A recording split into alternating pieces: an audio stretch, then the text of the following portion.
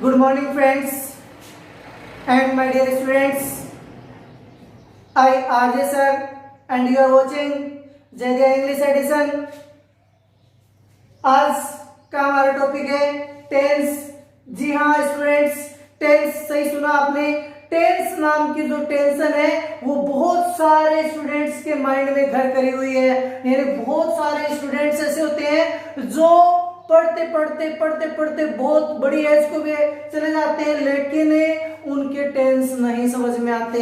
और मैं ये बोल रहा हूँ कि tense is the backbone of English grammar. Tense जो है वो इंग्लिश ग्रामर की बैकबोन है, रीड है, इसको पढ़ना इज वेरी वेरी इंपॉर्टेंट। वरना अपन टेंस है वो टेंस जब अपने पास नहीं होते हैं तो अपन ये मानो कि आप इंग्लिश से बहुत दूर रहते हो, इंग्लिश आपको नहीं आ सकती। तो आप देखिए आपको कि टेंस होता क्या है। सबसे पहले आपको ये जानना है कि टेंस होता क्या है। टेंस को हिंदी में काल कहते हैं। क्या कहते हैं? काल कहते हैं। तो आपने पढ़ा होगा, ये आप कॉमनली जानते हो टेंस को हिंदी में काल कहते हैं। लेकिन कई बार मैंने ये भी देखा है कि बहुत सारे टीचर ये बता देते हैं कि टेंस को टाइम भी कहते हैं। That's wrong. ये सही नहीं होता है कि टाइम और टेंस एक चीजें होती है, नहीं होती। आपने किसी को भी घड़ी में देख करके ये बोलते हुए नहीं सुना होगा कि in my watch the tens is 9:45, यानी मेरी घड़ी के अंदर 9:45 टेंस हो गए या काल हो गए, ऐसा आपने नहीं सुना होगा। तो इसका मतलब टेंस को अपन टाइम में नहीं बोल सकते। टेंस क्या है? टेंस काल है। और अब बात करें अपन इसकी डेफिनेशन की। किसकी बात करें? डेफिनेशन की। तो डेफिनेशन जो है टेंस की, उसको भी आप बहुत सारे बुक्स गाइड्स के अंदर आप पढ़ोगे तो आपको हो सकता है कि टिपिकल मिल जाए, हार्ड मिल जाए, या फिर आपको बड़ी मिल जाए जिसको आपको लर्न करने में थोड़ी मुश्किल आ जाए। लेकिन अब ऐसा नहीं होने वाला है। मेरे साथ देखिए टेंस की जो डेफिनेशन है वो बिल्कुल इजी सी डेफिनेशन मैं आपको बता रहा हूं और आपको अच्छे से लर्न हो जाएगी। A period of the time, ध्यान दीजिए, a period of the time is called tense. समझ में आ गया होगा आपको कि ये टाइम का पीरियड होता है ना, उसको अपन टेंस बोलते हैं, नॉट टू टाइम। टाइम को नहीं बोलते। टाइम का जो पीरियड होता है, एक अवधि होती है, उसको अपन क्या बोल देते हैं? टेंस बोल देते हैं। इट्स 3 मेन पार्ट्स, यानी इसके 3 मेन पार्ट्स होते हैं। कितने मेन पार्ट्स होते हैं? 3 मेन पार्ट्स होते हैं, जिसको अपन बोलते हैं पास्ट, प्रेजेंट और फ्यूचर। इसी सीक्वेंस में लर्न करना आपको, ऐसे नहीं कि प्रेजेंट, पास्ट, फ्यूचर, ऐसा नहीं करना। आपको इसी सीक्वेंस में लर्न करना है पास्ट टेंस, प्रेजेंट टेंस और फ्यूचर टेंस। टेंस को अपन आगे बढ़ाएं उससे पहले मैं बात कर लेता हूं इसके अंदर काम आने वाली बहुत ही इंपॉर्टेंट और हार्ड चीज। इसको क्या होता है कि बहुत सारे स्टूडेंट्स हैं वो इसमें कंफ्यूजन में रहते हैं। तो एचवी का मतलब होता है सहायक क्रिया, यानी हेल्पिंग वर्ब। क्या होता है? Helping verb. तो ये थोड़ा सा आपको ध्यान देना है कि हेल्पिंग वर्ब्स कैसे लर्न करें, कौन सी हेल्पिंग वर्ब किस सब्जेक्ट के अकॉर्डिंग आती है, इसको मैं आपको बड़े ही इजी तरीके से अपन को क्या करना है? लिस्ट बना लेनी है। क्या बना लेनी है? लिस्ट बना लेनी है। और वो लिस्ट से अपन याद करेंगे बहुत ही इजी तरीके से। आप इसको अभी आपके सामने लिस्ट बना दी मैंने, इस लिस्ट को आपको लर्न करना और ये बेहद इजी होने वाली है। देखना आप इसको आप बहुत ही सुंदर तरीके से एक टेबल में सेट करोगे और ये एक कॉलम है, इसको आप खाली छोड़ दोगे। एक बार के लिए आपको इतना पढ़ना है। क्या पढ़ना है? कि सिंगुलर सब्जेक्ट के साथ कौन कौन सी हेल्पिंग वर्ब आने वाली है। इसका एक बहुत ही मैजिक ट्रिक, बहुत ही इजी सा ट्रिक है जिसको आप लर्न करके ये सारी हेल्पिंग वर्ब्स आपको लर्न हो जाएगी। सिंगुलर की स्पेलिंग कहां से स्टार्ट हुई? एस से। तो इनके लास्ट में जितनी भी हेल्पिंग वर्ब जिनके लास्ट में एस लगता है वो सारी की सारी हेल्पिंग वर्ब सिंगुलर सब्जेक्ट के साथ आएगी।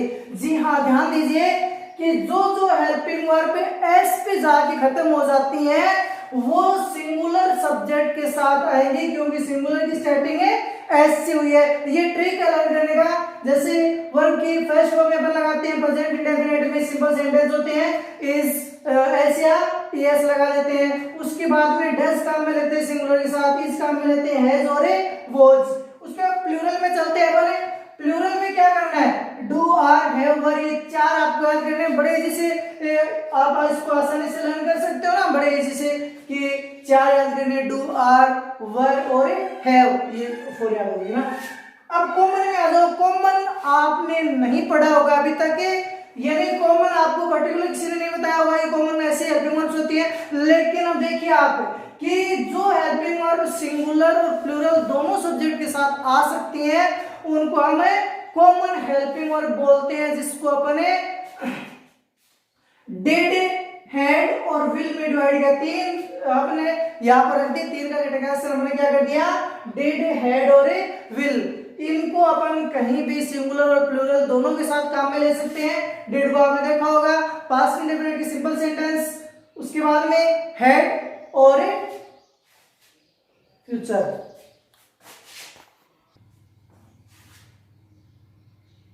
फ्यूचर के अंदर विल अपन उठा लेते हैं फ्यूचर टेंस के अंदर से, और ये तो 3 है आपको लर्न कर लेनी है, डिड, हैड, विल, ये कॉमन के साथ। 4 है वो किसके साथ है, प्लूरल के साथ। लास्ट में एस आने वाली हेल्पिंग वर्ब होती है, वो आएंगी किसके साथ, सिंगुलर सब्जेक्ट के साथ। लास्ट में एस वाली सारी हेल्पिंग वर्ब्स है वो सिंगुलर सब्जेक्ट के साथ आएंगी। अब आपके माइंड में गया होगा कि सर आपने एक ये जो है ये ब्लैंक्स खाली क्यों छोड़ दिया, यानी एक ब्रैकेट आपने ब्लैंक क्यों रखा है। तो मैं आपको इसमें डालते हैं पर्टिकुलर, कौन से डाल देते हैं, पर्टिकुलर हेल्पिंग वर्ब्स।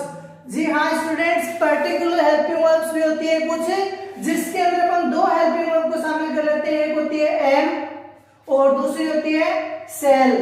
एम और सेल टेंस की बड़ी एम है वो पर्टिकुलर किसके साथ आता है, आई के साथ इस्तेमाल होता है। किसके साथ होता है, आई के साथ। और विल है वो पर्टिकुलर आई और वी के साथ प्रयोग में लिया जाता है। तो आपको ये हेल्पिंग वर्ब है वो लर्न हो जाएगी आराम से। इसका आप इस चार्ट को क्या करना है, इस चार्ट को आप स्क्रीनशॉट ले लीजिए और अच्छे से इसको लर्न करना है। हाँ तो अभी अपने टेंस को थोड़ा सा कैटेगराइज करते हैं, बांट के थोड़ा सा मैं आपको समझाने की कोशिश करूंगा। आप ध्यान देना, सामने सभी का जो ध्यान है वो व्हाइट बोर्ड पे रहना चाहिए। हाँ पीछे लाइन में जितने भी स्टूडेंट्स बैठे हैं सारों का सबका ध्यान कहाँ होना चाहिए, बोर्ड की तरफ होना चाहिए। हाँ सारे बोर्ड की तरफ देखें। तो अभी अपन ने कैटेगराइज करना है, आपको समझाने के लिए देखते हैं अपने टेंस नाम का कोई फैमिली मेंबर था, हेड ऑफ फैमिली, जिस जो ऐसे बनेगी ये दादाजी थे। क्या थे, दादाजी थे। इनके 3 बेटे थे। कितने बेटे थे, 3 बेटे थे इनके। एक का नाम था पास्ट, क्या नाम था, पास्ट। एक का नाम प्रेजेंट और एक का नाम है फ्यूचर। तो पास्ट जो था वो होते ही मर गया। क्या हुआ पास्ट को, पास्ट वो होते ही मर गया मतलब ये बाद में क्या बन गया, भूत बन गया। क्या बन गया, पास्ट भूत बन गया। तो अपन क्या करेंगे, इसका नाम रख दिया भूत, क्योंकि जो मर जाते हैं, जो गुजर जाते हैं, गुजरने के बाद में मोस्टली क्या बन जाते हैं, भूत बन जाते हैं। तो पास्ट जो था वो मर गया, मरते ही क्या हो गया, भूत बन गया। ये अभी जिंदा है, ये अभी जिंदा है, जिंदा ये अभी हुआ ही नहीं, पैदा नहीं हुआ है, ये पैदा होएगा। क्या करेगा ये पैदा होगा। जरूरी नहीं है कि मतलब ये हो कि नहीं हो। आप सोच रहे हो कि अपन फ्यूचर के बारे में कुछ कह नहीं सकते तो होगा या नहीं होगा। हाँ मान लेते हैं कि पता नहीं कि होगा कि नहीं होगा, लेकिन अभी तक है नहीं। अब ये जो पास था ये मरा जो था, इसकी 4 आदतें थी। क्या थी इसकी, 4 आदतें थी। इसकी जो 4 आदतें थी मैं आपको बता देता हूं कि वो आदतें थी कौन सी।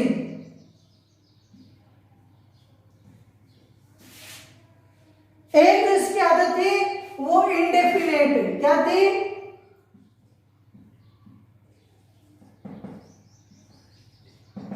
इंडेफिनेट। इसकी आदत का नाम है इंडेफिनेट। बहुत ही सिंपल तरीके से रहता था। इसको अपन क्या बोल सकते हैं, सिंपल भी बोल सकते हैं। क्या बोल सकते हैं, सिंपल भी बोल सकते हैं। एक ये कंटिन्यू वर्क में रहता था जब तक जिंदा रहा। ये कंटिन्यू क्या करता था, कंटिन्यू वर्क करता था, कंटिन्यूस। अपने हर काम में ये था परफेक्ट। क्या था, परफेक्ट था। ये हर काम में परफेक्ट था। इसकी तीसरी हैबिट कौन सी होगी, परफेक्ट। और जितने भी वो काम करता वो परफेक्ट होने के साथ साथ कंटिन्यू भी रहते थे। तो वो क्या हो गया, परफेक्ट कॉन्टिन्यूस, इसको ये चौथी आदत। तो इसकी जो 4 आदतें थी वो 4 आदतें इसके पापा यानी टेंस था पास्ट का पिता, इसको बहुत अच्छी लगती थी। तो पास्ट जब गुजर गया यानी खत्म हो गया, मर गया, तो इसने सोचा कि क्यों ना यही चारों आदतें मैं अपने बेटे प्रेजेंट को करने के लिए बोलूं। तो इसने अपने बेटे प्रेजेंट को भी कहा कि बेटा तेरे को भी अपने जो बड़े भाई था, ये बड़ा भाई जो भी था आपका पास, उसकी चारों आदतें तेरे को भी अपनानी है। तो इसने क्या कह दिया कि तू भी क्या रहेगा, इंडिपेंडेंट रहेगा, तेरे बिल्कुल सिंपल रहेगा, तेरा भी हर काम कंटिन्यूस रहना चाहिए, कंटिन्यू रहना चाहिए, और तू भी हर काम में परफेक्ट चाहिए मुझे, और परफेक्ट होने के साथ साथ तेरा काम है वो रेगुलर होना चाहिए, कंटिन्यू होना चाहिए। अब इसने यही किया, अपने पापा के सपने को साकार कर दिया, और इसने वही काम किया कि ये सारे मेरी आदतें हैं वो रहेंगी, और इसने अपने जीवन में ये चारों आदतें उतार ली।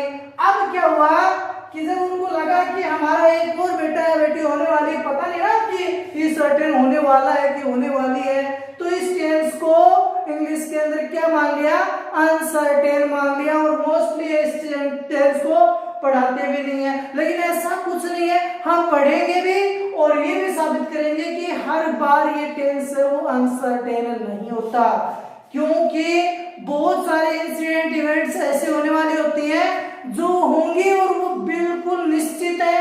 ऐसे कुछ नहीं है, उनके बारे में ये नहीं बोल सकते कि ये निश्चित नहीं है यानी अनसर्टेन है, ऐसा हमें नहीं बोल सकते। जैसे Monday will be after Sunday, Monday है वो विल कम आफ्टर संडे, वो कब आएगा, मंडे संडे के बाद में आएगा, तो आएगा ही, है ना।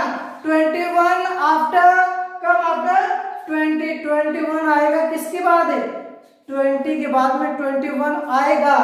तो इसका मतलब कुछ एक ऐसी चीजें हैं जो इसमें सर्टेन होती हैं। तो बेटे बाप का यही सपना था फिर से कि मेरा तीसरा बेटा या बेटी कोई भी हो, उसकी भी क्या होना चाहिए, यही आदतें होनी चाहिए, तीन, वो भी इंडेफिनिट एंड सिंपल रहना चाहिए बिल्कुल, वो भी उसके भी हर काम जैसे होना चाहिए, कंटिन्यू होना चाहिए, वो भी अपने काम में परफेक्ट होना चाहिए, और उसकी भी परफेक्ट के साथ क्या होना चाहिए, कंटिन्यूटी है वो रहनी चाहिए। ये आपको अच्छे से पढ़ना है कि 3 बेटे थे टेंस के, और इनकी 4 आदतें, एक की थी वो खत्म हो गया, जो भूत बन गया, प्रेजेंट जो था उसके अंदर वो चाहता था कि मेरे बेटे के अंदर ये आदतें रहनी चाहिए, और होने वाले भविष्य का जो भी होने वाला था बेटा या बेटी, उसके लिए भी उसके पापा जी यानी जो टेंस नाम के जो व्यक्ति थे वो चाहते थे कि वही आदतें उसके अंदर भी हो।